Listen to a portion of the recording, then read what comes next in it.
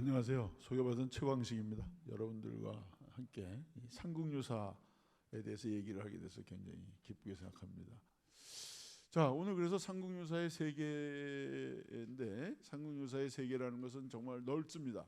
시간적으로 하면 단군이니까 기원전 2333년부터 고려 초까지니까 1500년 정도를 시간적으로, 공간적으로는 한반도뿐만 아니라 만주벌판, 고조선, 고구려, 발해하고 있습니다. 거기에 있는 이제 국가들에 대한 신화를 담고 있고요. 또 우리나라의 그 전통 문화의 핵심, 아주 중요한 역할을 한 불교에 대해서 다루고 있어요. 그러나 불교에 대해서만 다루는 게 아닙니다.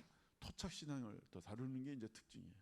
그리고 여기에는 문학이 있습니다. 여러분들 잘 아는 향가, 여기에 14수가 있어요. 균여전에 11수가 있습니다. 이게 없었다면, 삼국유사가 없었다면 향가가 11수밖에 안 남았고, 특히 향가 중에서도 가장 우리 이 표현을 잘하고 있는 것은 이 삼국유사에 있는 겁니다. 균여전에 있는 건 대부분 불교와 관련된 건데, 반해서 여기에는 여러 일반적인 향가들이 남아 있고요. 그다음에 이제 설화들이 또 많습니다. 설화들이, 여러분들이 알고 있는 많은 설화들의 대부분이 사실 삼국유사에 기록되어 있는 겁니다. 뿐만 아니라 이제 이련 스님이 쓴 사론에 해당하는 찬이라는 게 있어요. 찬, 이게 48수가 여기 또 있습니다. 찬시입니다. 이것도 시. 그래서 우리나라 문학의 어떻게 보면 효시다, 이렇게 이제 얘기를 할 수가 있고요. 그다음에 여기에는 많은 민속이 있습니다. 이제 나중에 우리가 하나하나 따져봐야 되겠지만, 예를 들어서 371에 대한 거, 100일에 대한 거, 그다음에 아까 얘기했던 토착신앙에 대한 거, 산신각에 대한 이야기, 용신앙, 이런 것들이 다 이 삼국유사에 들어가 있습니다. 그래서 이런 것들을 살펴보면서 삼국유사가 갖고 있는 문화사적 의미에 대해서 살펴보도록 하겠습니다. 이 삼국유사의 가장 중요한 것은 고조선, 위만조선, 마한, 72국, 낙난국, 남대방, 북대방, 오가야, 북부여, 동부여, 말갈발해 등 나라 이름들이 다 들어가 있어요. 이게 딱 이 얘기 무슨 얘기냐? 이게 다 우리나라다 이 얘기죠. 우리나라다 이 얘기. 그러니까 중국이 얘기하려고 그럴 때 우리가 맞대응할 수 있는 딱 좋은 자료가 있어요. 그다음에 이제 그 기편에 보면 고조선 단군왕건부터 장춘랑 파랑까지 36개의 편목이 있어요. 근데 여기에는 왕도 있지만 왕 아닌 장군도 있지만 일반 사람도 있어요. 이 삼국유사의 또 중요한 것, 특징 중에 하나가 이겁니다. 삼국사기에는 일반인들이 별로 없어요. 소위 말하는 서민들이, 여기 서민들에 대한 얘기들이 들어가 있어요. 이 삼국유사가 중요한 이유 중에 또 하나입니다. 역사의 주체를 꼭 영웅이나 장군뿐만 아니라 일반 서민도 역사의 주체로서 인식을 하고 있었다는 겁니다. 그리고 이제 가장 중요한 것은 이 당군신화라고 이제 보통 많이 얘기하는데, 저는 당군신화라고 하지 않고 환웅신화라고 합니다. 근데 역사적으로는 당군이 중요하기 때문에 당군신화라고 우리가 얘기하는 거예요. 왜? 건국을 했기 때문에. 건국이라는 건 국가가 형성됐다는 겁니다. 그래서 우리도 이미 고선조선이라는 국가가 건국됐다라는 걸 보여주는 신화이기 때문에 건국신화로서 당군신화라고 얘기를 하지만, 사실 이 신화의 내용을 잘 따져보면 신화의 주인공은 당군이 아니라 환웅입니다. 하늘에서 내려온 것도 환웅이고, 웅녀와 결혼한 것도 환웅이고, 그 사이에 난 자식이 당군인데 당군이 나라를 세운 거예요. 주인공은 환웅입니다. 그러나 우리가 후대적 관점에서 볼 때는 건국한 게 중요하기 때문에 당군신화라고 한 거죠. 자, 하여튼 이때 건국됐기 때문에 이걸 우리가 BC 2333년 하니까 이게 이제 우리가 반만년 유구한 역사라고 얘기할 수 있는, 이 BC 2333년이 바로 요임금 때, 요임금 때. 그 얘기 무슨 얘기냐면 중국의 역사와 우리나라가 같다, 시작이 같다. 이 이전에는 중국의 역사에 우리는 마치 어디서부터 시작되냐면 기자조선, 위만조선부터 시작하니까, 기자나 위만은 다 뭐예요? 중국에서 온 거잖아요, 그죠? 그러니까 우리 처음부터 우리 자주적이지 않고 뭐예요? 남의 지배를 받는 타율적인 정체성, 타율성, 이런 식민사관의 입장이란 말이에요, 일종의.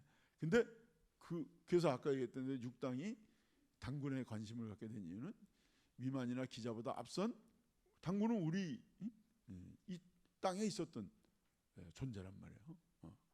그렇기 때문에 이제 이걸 통해서 우리 민족의 자주성과 유구성을 얘기를 하려고 하는 거죠. 자, 이 고조선조의 내용은 잘 아시죠? 하늘에 환인이 있는데 환인의 아들 환웅이 인간 세계에 관심이 있어서 보니까 삼위태백에서 인간을 다스릴 만하다. 내려왔어요. 풍백우사 운사와 삼천, 물이 삼천을 데리고 내려왔습니다. 근데 여기서 풍백우사 운사가 굉장히 중요해요. 바람, 물, 응? 비, 응? 이 구름, 이게 다 뭐와 관련되는 거예요? 응? 농사와 관련되는 거예요. 그래서 사실 환웅이 지상에 내려와서 한 일은 뭘 한 거예요? 농경 생활을 시작한 겁니다. 내려왔는데 고모고 범이 살고 있었어요. 근데 그래서 마늘하고 쑥을 줬는데 곰은 이거를 3-7일 동안 이겨냈고 범은 이겨내지 못했습니다. 근데 이걸 어떻게 이제 해석하냐면 이제 이것은 결국 호랑이는 육식 동물이에요. 이건 수렵 채집 생활이에요. 근데 곰은 잡식 동물이에요. 그러니까 수렵 채집도 할 수 있지만 무엇도 할 수 있어요? 채식도 할 수 있어요. 농경. 그러니까 이것은 범을 토템으로 하는 수렵 민족과는 이제 결별하고 이제는 어디로 가는 거예요? 농경 생활하고 있는 이제 집단과 연결됐다. 그래서 농경 생활이 시작됐다. 이제 환웅 신화의 특징은 사실은 농경이다. 농경 신화라고 할 수 있어요. 그런데 그 웅녀와 결혼해서 난 자식이 단군이고 단군이 국가를 건설했어요. 건국, 개국했어요. 그래서 국가가 된 거예요. 그렇기 때문에 건국 신화적인 의미 두 가지가 다 있어요. 환웅은 농경, 단군은 건국.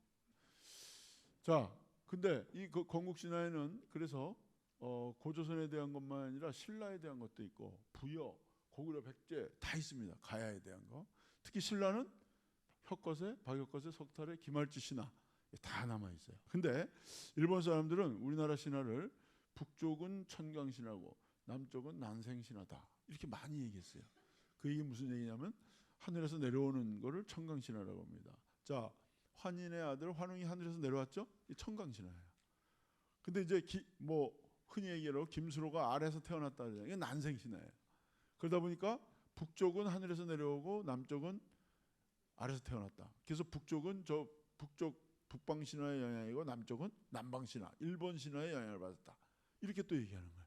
근데 사실은 우리가 주몽 같은 경우도 보면 아래에서 하늘에서 빛이 내려와 가지고 했지만 어디서 태어나요? 아래에서 태어나요. 박혁거세도 아래에서 태어나지만 하늘에서 뭐가 내려왔어요? 햇빛이 비쳤어요. 김수로도 아래에서 태어났지만 하늘에서 빛이 내려왔어요. 그렇기 때문에 우리나라의 신화는 북쪽 남쪽이 차이가 없습니다.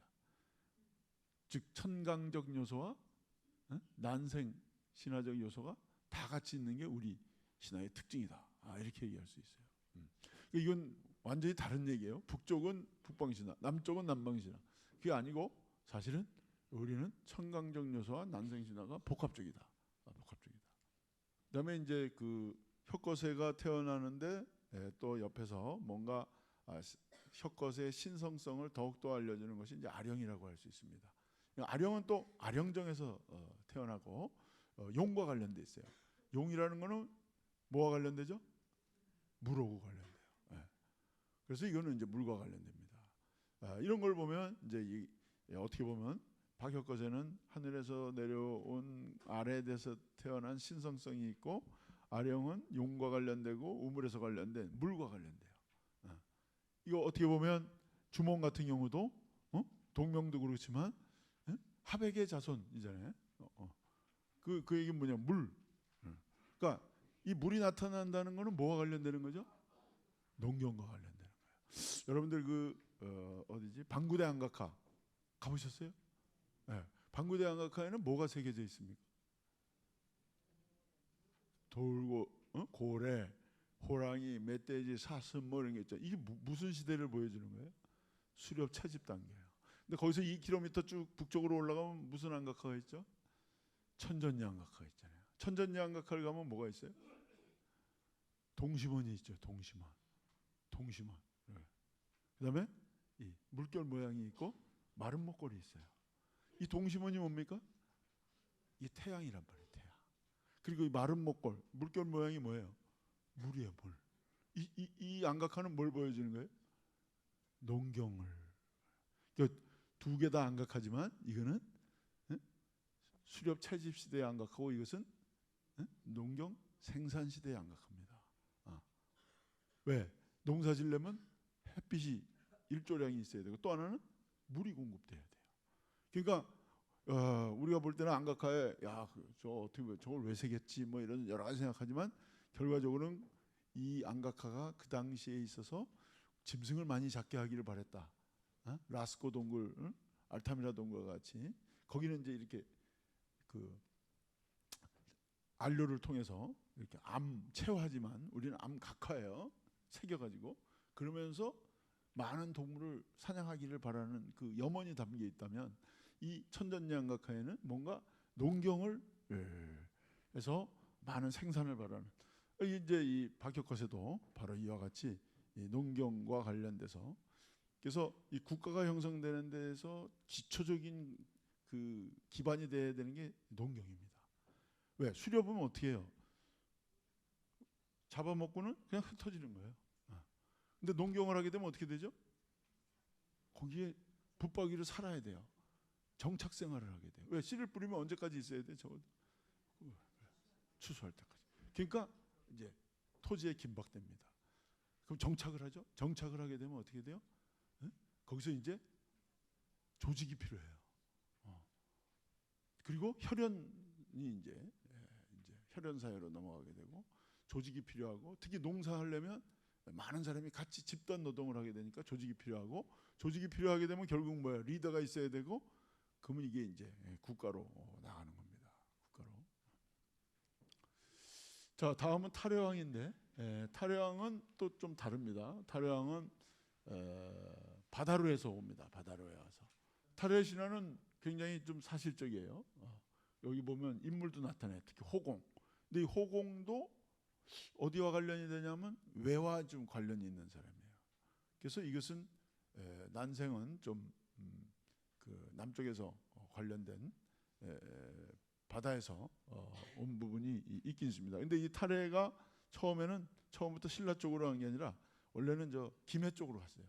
거기서 이제 김수랑하고 이제 겨루다가 안 돼가지고 이제 아진포구 쪽으로 왔다고 할 수가 있습니다.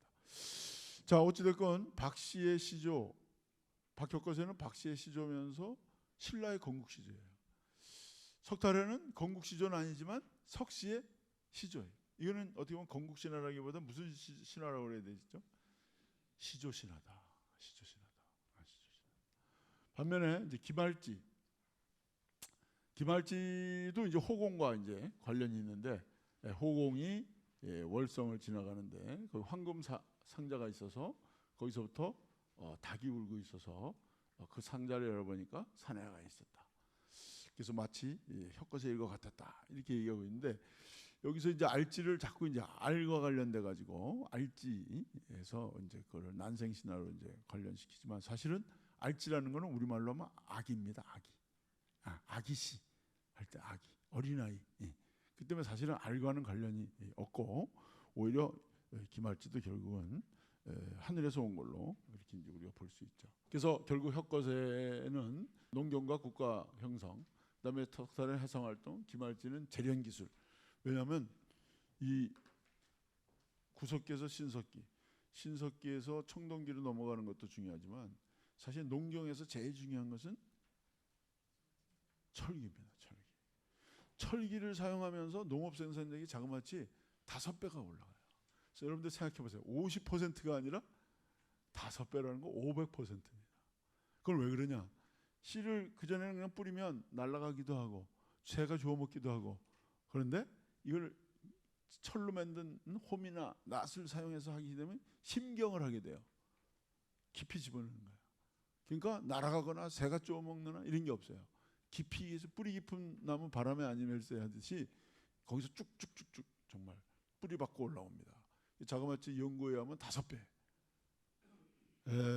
특히 신라의 신화는 이 신화를 보면서 우리가 또 뭘 이제 알 수 있냐면 굉장히 고구려나 백제에서는 볼 수 없는 특징이 하나 있다.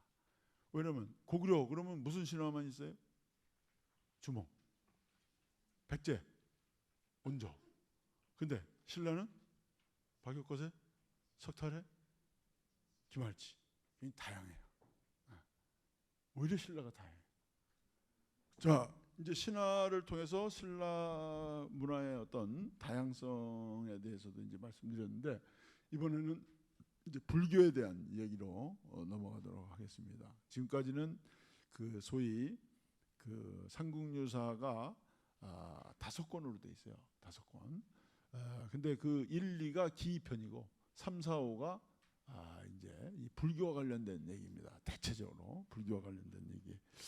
자, 불교 관련된 내용으로는 흥법편이 있고 탑상편이 있고 의회편이 있고 신주편, 피음편, 감통편, 효선편 이렇게 되어 있습니다. 흥법편은 말 그대로 불법을 진흥시키는, 불교가 전래 수용돼서 공인되는 과정에 대한 얘기예요. 반면에 탑상은 말 그대로 불탑과 불상에 대한 얘기입니다. 불교 미술에 대한 이야기예요. 황룡사 이야기라든지 뭐 이런 불국사. 그다음에 이제 의회는 원효, 의상, 자장 이런 스님들에 대한 이야기고요. 그다음에 신주편은 밀교에 대한 겁니다. 밀교, 명랑법사 이런 밀교에 관련된 얘기고, 피음편은 속세를 떠나서 은일하는 이런 이제 약간 도교적이라고 그럴까? 좀 이런 성격을 갖고 있고요. 감통편은 이런 선도산, 성모, 수의불사 쪽가 이제 대표적인 경우인데, 뭔가 그 신이하면서 아주 감동스러운. 근데 여기에 이제 대개 보면 토착 신앙과 불교가 뭔가 이렇게 습합되어 있는 그런 내용들이 많이 있어요. 그건 나중에 다시 얘기하겠습니다. 효선편은 효행, 선행. 어떻게 보면 유교적이에요. 좀 유교적이에요. 유교적 가치가 불교와 관련돼서 대표적인 경우가 이제 진정사, 효선 쌍미조인데, 진정이라는 그렇게 좀 빈민이에요, 일종의. 근데 이제 불법에 관심이 있지만 어머니를 봉양하기 때문에 못 가고 있어요. 근데 어머니가 불법을 나중에 할 수는 없다.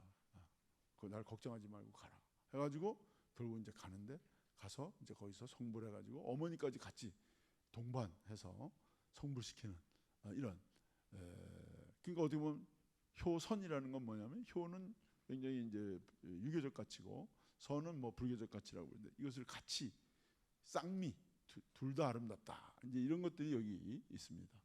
자, 좀 전에 얘기했듯이 흥법편, 그다음에는 이 불교가 예를 들어서 아도, 그다음에 뭐 순도 온 거, 마라난타가 온 거, 또 이차돈의 순교 이런 내용들이 있습니다. 그래서 우리가 이제 불교 그러면 되게 불교가 외래 신앙이잖아요. 어찌됐건 그러면 이제 전례가 됐죠. 그럼 이 사회가 받아들이냐 안 받아들이냐, 이게 수용입니다. 그러다가 이제 공인이라는 건 법제적 조치예요. 근데 이제 우리가 이런 거를 너무 이렇게 엄격하게 하지 않고 불교가 들어오면 금방 퍼진 것 같이 이렇게 생각하는데 그렇지가 않습니다. 삼국유사를 꼼꼼히 들여다보면 고구려에도 그 아도와 순도가 와서 그 절을 줘주게 돼요. 그럼 이건 이제 수용한 거예요. 그러다가 법제적 조치를 내립니다. 교라는 걸 내려요. 교. 임금이 명령 내리는 걸 교라고 합니다. 이래야 이제 이게, 우리나라도 천주교가 들어와서 처음부터 퍼지나요? 아니죠. 나라에서 못하게 합니다. 신유박해 뭐 하다가 결국 나중에 가서 이제 공인되잖아요. 불교도 사실 우리가 불교도 처음부터 그냥 들어와서 그냥 금방 퍼졌다 이렇게 많이 알고 있는데 꼭 그렇지 않습니다. 그걸 잘 보여주는 게 이제 이차돈 순교설화죠. 자, 이게 이제 원정흥법 염척별신조가 이게 이차돈의 순교설화인데, 이 순교설화도 이 삼국유사에 있어요. 삼국유사. 근데 굉장히 리얼해요. 이 삼국유사에 있는 이차돈이 순교하게 되는 내용을 가만히 보면 이런 겁니다. 법흥왕도 흥법, 불교를 공인하려고 했어요. 근데 못했어요. 누가 반대하죠? 귀족들이 반대합니다. 왜? 귀족들은 뭘 믿고 있었어요? 토착신앙. 그들의 토착신앙의 가장 핵심적인 건 뭡니까? 천신신앙이에요. 하늘. 네, 우리나라에서 최고의 그 신앙은 천신입니다. 환웅도 하늘에서 내려왔고, 혁거제도 하늘에서 내려왔고, 김수로도 하늘에서 내려왔고. 근데 내려올 때 어디를 통해서 내려와요? 산을 통해서 내려와요. 그래서 우리나라의 토착신앙의 핵심은 천신과 뭐예요? 산신이에요. 천신과 산신입니다. 우리는 무속신앙이라고 알고 있는데, 무속신앙은 원래 그 시베리아에서 시작한 샤머니즘이 우리나라에 들어와서 우리나라의 천신신앙과 산신신앙과 결합돼서 무속신앙이 된 거예요. 그러니까 무속신앙에서도 가장 중요한 신은 뭐예요? 천신과 산신입니다. 산신입니다. 그래서 이 귀족들은 자기들이 원래 믿었던 하느님, 천신. 그런데 새로 들어온 불교가 눌정 때 이제 들어와요. 신라에. 그러다가 이제 법흥왕은 일찍이 이제 불교를 접했던 것 같아요. 그래서 이거 공인하려고 그러는데 귀족들이 반대합니다. 그러니까 왕이라도 마음대로 이걸 밀어붙일 수가 없어요. 근데 마침 그때 사신인 사인 이차돈, 이 사인은 요즘 말로 하면 비서관이에요. 비서관. 사인이 이제 흥법 의지가 있고 또 그 법흥왕이 이런 흥법 의지가 있는 걸 알고 왕이 먼저 나설 수가 없으니까 자기가 먼저 났습니다. 그래서 결국 법흥왕과 이차돈은 이 불교를 공인하자 합의하죠. 그리고 이차돈에게 무슨 권한을 주냐면 절을 지어라. 절을 지어라. 그런데 이차돈은 절을 지을 바에는 귀족들이 믿는 천신신앙의 센터에다 지어버리는 거예요. 이게 바로 뭐냐면 천경님이에요. 천경님이란 말 자체가 하늘천, 거울경, 수풀림자예요. 그러니까 천신신전이에요. 천신신전. 천경님이라는 거는 서양식으로 얘기하면 제우스 신전에다가 교회를 짓는 거예요. 쉽게 얘기해서. 이차돈은 왜 그런 생각했냐? 이왕이면 딱 하려면 확실하게 제우스 신전 허물고 거기다가 교회를 져야 이게 제대로 되지 않냐 이렇게 본 거죠. 그러니까 왕이 절을 지으려고 하니까 귀족들이 반대는 못하고 했었는데 이차돈이 자기들의 천신 신전에다가 그걸 부시고 질려니까 벌떼같이 일어난 거죠. 그래서 이 귀족들이 와서 왕한테 하니까 왕도 이제 여기서 결국 양보를 해가지고 이차돈을 죽이게 되는 거예요. 이유가 뭐냐? 이차돈은 어떻게 보면 급진 개혁파라고 한다면 법흥왕은 온건 개혁파. 개혁이라기보다 급진 흥법파. 여기는 온건 흥법파. 왕 입장에서는 여러 의견을 다 들어야 될 거니까. 근데 이차돈 입장에서 한번 한 김에 그냥 확실하게 하자. 그러니까 법흥왕도 어쩔 수가 없는 거죠. 그래서 이제 이차돈이 죽고 나서 목을 뱉는데 그게 이제 저 금강산정에 떨어지고 거기서 일반 사람은 빨간 피인데 흰 피가 더 나는 거 보면서 신이 하니까 귀족들도 더 이상 저거 하고 그다음에 왕 또 귀족들이 보기에 야 이게 저 측근인 자기가 시켰는데도 죽이는 거 보니까 이거 말 잘못했다가 이제 가는구나. 그래서 이제 말 못하다가 결국은 이 천경님의 그 흑륜사를 짓게 되는 게 언제냐? 진흥왕 때예요. 진흥왕. 그래서 사실 진짜로 불법을 진흥시키는 것은 진흥왕입니다. 왜? 그게 흑륜사의 그 흑륜사가 천경님에 들어간 거.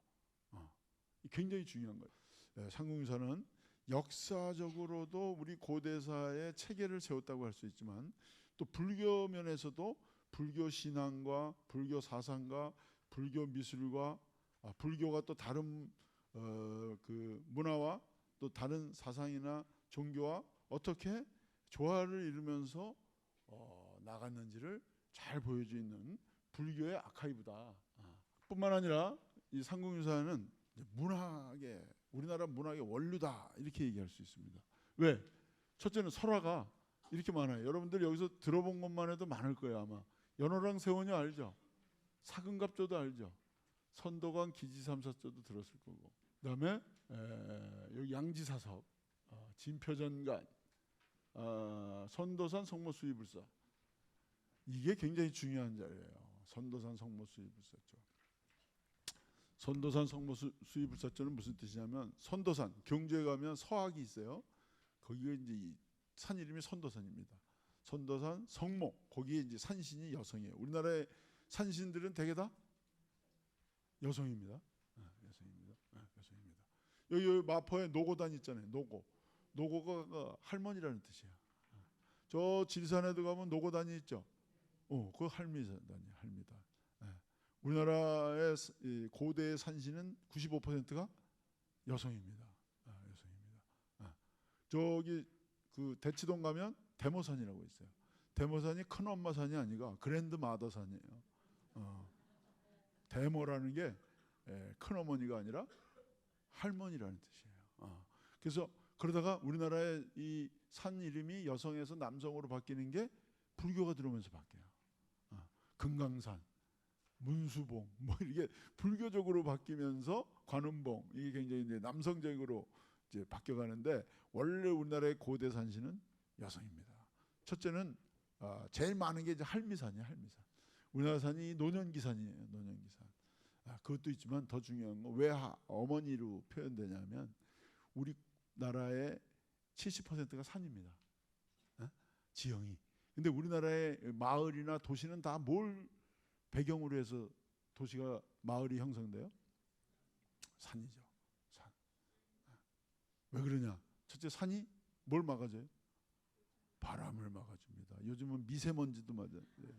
미세먼지는 요즘 못 막아요. 옛날에 먼지는 막았는데 미세먼지를 못 막고 있어요. 산이. 그리고 이 산은 나무가 있습니다. 그래서 비가 오면 물을 담았다가 비가 안 오면 내줍니다. 샘입니다. 또 이 나무는 또 어디에 씁니까? 땔감에 씁니다. 그 다음에 가뭄이 들고 홍수가 들 때도 필요하지만, 만약에 못 먹을 게 있으면 어떻게? 산에 가서 하다못해 열매를 주워 먹든지 뿌리를 캐 먹든지 초급 목피를 먹는 거예요. 그러니까 우리나라 산이라는 거는 우리나라 사람들에게는 어머니의 일종의 자궁과 같은 거예요. 그렇기 때문에 산신이 우리에게는 가장 중요한 거예요. 천신도 중요해요. 농사 질 때는 천신이 중요해요. 근데 농사가 안 될 때는 누가 그 다음에? 산신이에요. 하늘이 살려주든지 아니면 산신이 살려줘야 돼요. 그래서 우리나라에서 제일 중요한 게 천신과 산신입니다. 근데 이 산신을 국가에서도 관리해요. 삼산, 오학. 이 서학이라는 건 동서남북 중에 뭐예요? 서쪽에 있다. 이 선도산. 선도산 성모가 이제 산신인데, 비구니 지혜가 불사를 하려고 하는데, 요즘 말로 하면 펀드레이징이 잘 안 돼요. 그래가지고 모금을 하려는데 잘 안 돼가지고 불사를 하려고 그러는데, 재정이 이제 빗받침 안 돼가지고 잠깐 잠이 듭니다. 잠이 들었을 때 꿈에 선도산 성모가 나타나요. 선도산 성모가 나와서 어디를 가보면 금이 나온다. 그걸 가지고 불사를 해라. 그런데 그 다음이 중요한 거예요. 불보살과 함께 또 모셔라? 오학신군도 같이 모셔라. 오학신군이 뭐예요? 산신도 모셔라. 이게 우리나라 산신각의 이제 시작입니다. 즉 불보살을 모시는 건 어디예요? 대웅전. 산신 모시는 데는 산신각. 근데 그 이후에 이제 도교가 들어와서 칠성 모시는 칠성각. 그다음에 이제 또 독성각. 이 셋을 뭐라고 그래? 삼성각이라고 그러는 거예요. 가보면 산신각이라는 데가 있고 삼성각이라는 데가 있어요. 산신각, 독성각, 칠성각이 따로 있으면 따로 이렇게 돼 있고, 같이 있으면 삼성각이에요. 여기 보면 산신 모시고 나반전, 독성, 그다음에 여기 산신, 칠성 한꺼번에 모시면 이게 삼성각이에요. 우리나라 절에 산신각이나 삼성각이 따로 있는 곳이 대부분이지만, 없더라도 들어가 보면 태화는 다 걸려 있어요. 특히 그렇게 된 중요한 이유는 우리나라의 절이 대부분 어디에 있어요? 산에 있어요. 산에. 원래 그러니까 그 산에는 산신을 모신 산신당이 있었던 거예요. 산신당이 있었는데 거기에 이제 절이 들어간 겁니다. 절이 들어가면서 대웅전하고 이러 하지만 원래 있었던 신적 존재인 산신을 무시하는 게 아니라 깔아뭉개는 게 아니라 같이 공존시키는 거예요. 공존시키는 거예요. 그래서 설화는 단순한 이야기가 아니고 사회상을 보여주는 아주 역사적인. 그래서 저는 이거를 이제 보통 문학에서는 설화라고 그러는데 저는 이거는 상국유사에 있는 것은 설화라기보다 일종의 사화다. 역사 이야기다. 역사 이야기다. 아까 역사는 아니지만 이야기지만 거기에는 역사적인 의미가 있다. 왜냐하면 신화도 마찬가지예요. 신화도 신들에 대한 이야기지만 그 신화를 맺는 건 누구예요? 인간이에요.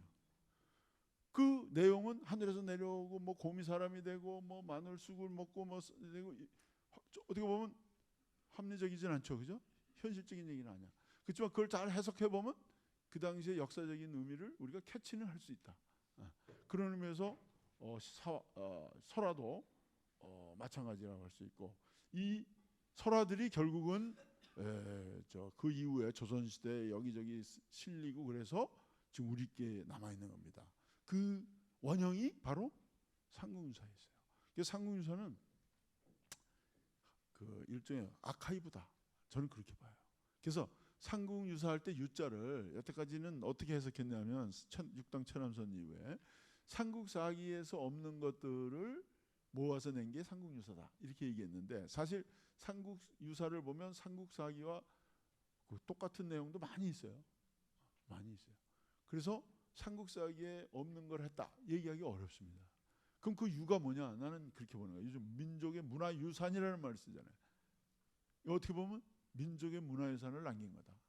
이유는 여러 개를 옮긴 거다. 근데 왜 역사할 때 사자를 안 쓰고 일사자를 썼냐? 일사자 썼냐? 많은 자료들을 대체로 모아놨다.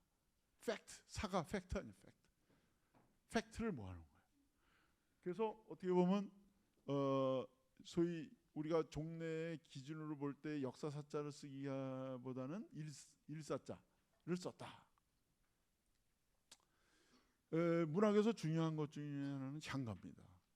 우리 문학의 뭔가 정말 우리 민족의 정서를 가장 잘 담아냈다고 하는 게 향가인데 지금 25수밖에 안 남아 있어요.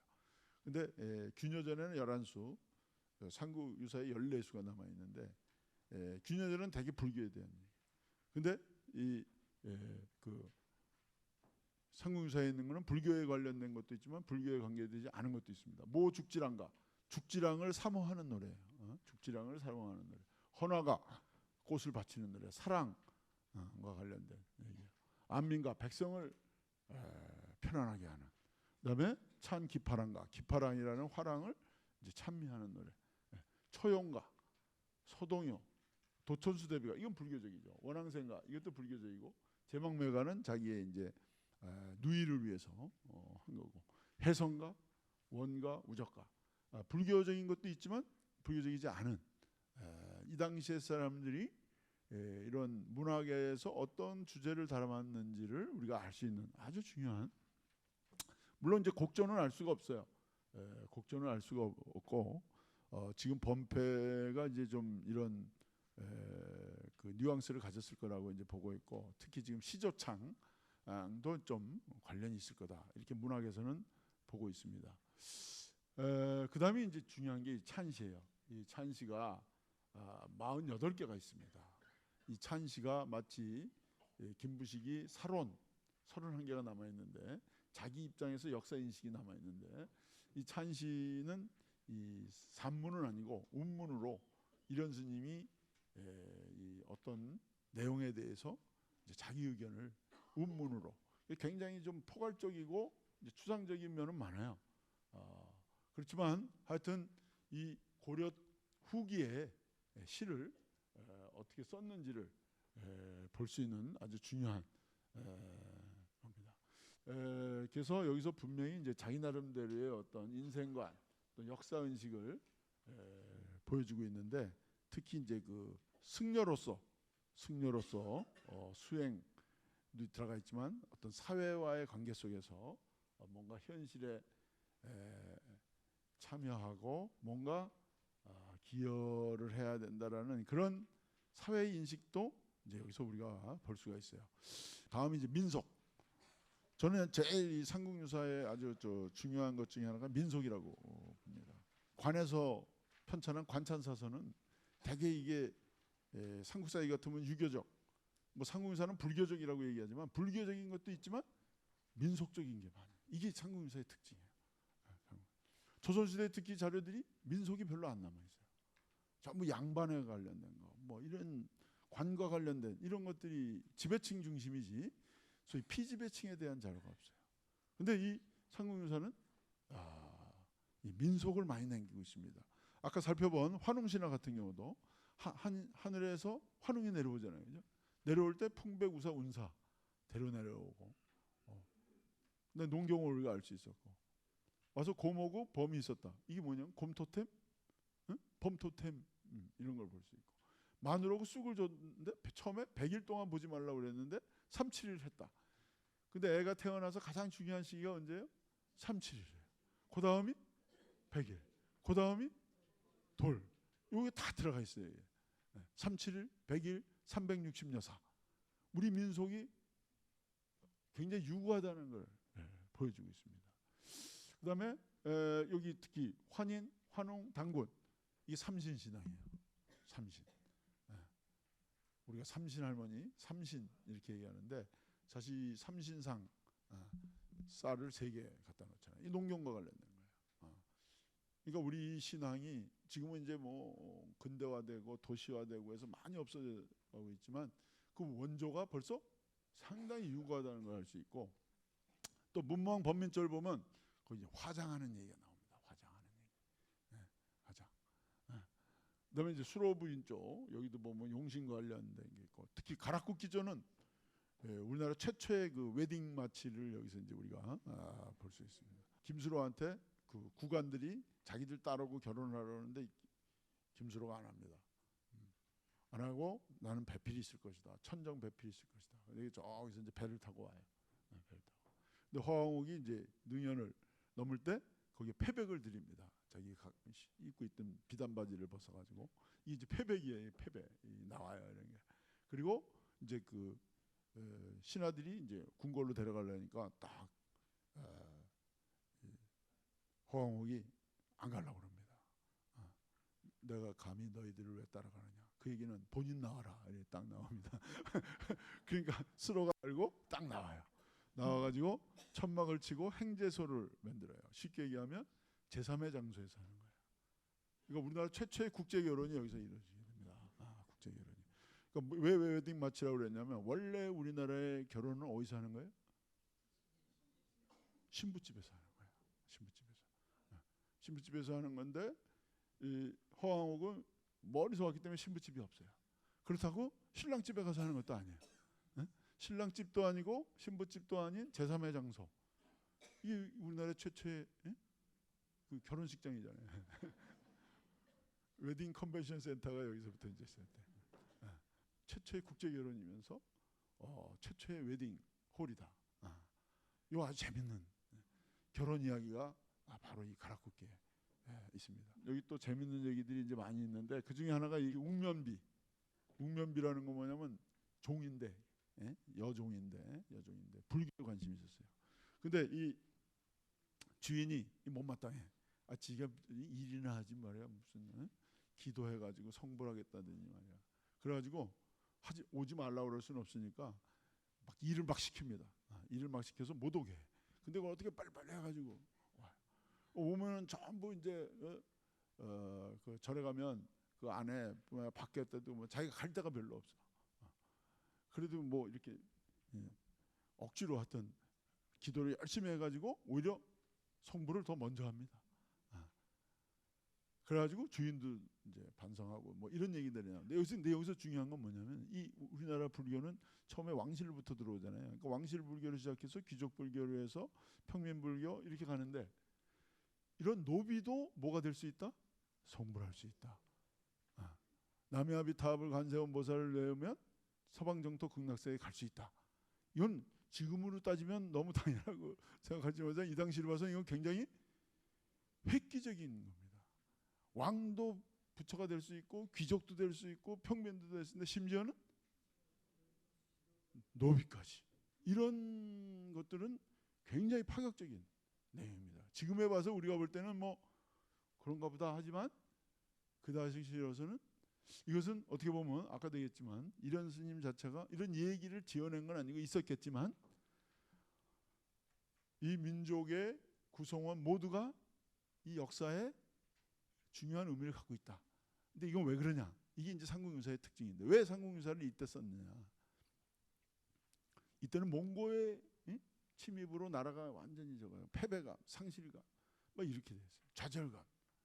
뭔가 우리 이걸 다시 이겨내야 된다. 그 이거 누가 이겨내야 될 거냐? 정신적으로는 대장경, 또 우리 문화에 이런 얘기했지만 결국 우리 민족 구성원 모두가 해내야 된다. 이런 게 담고 있다.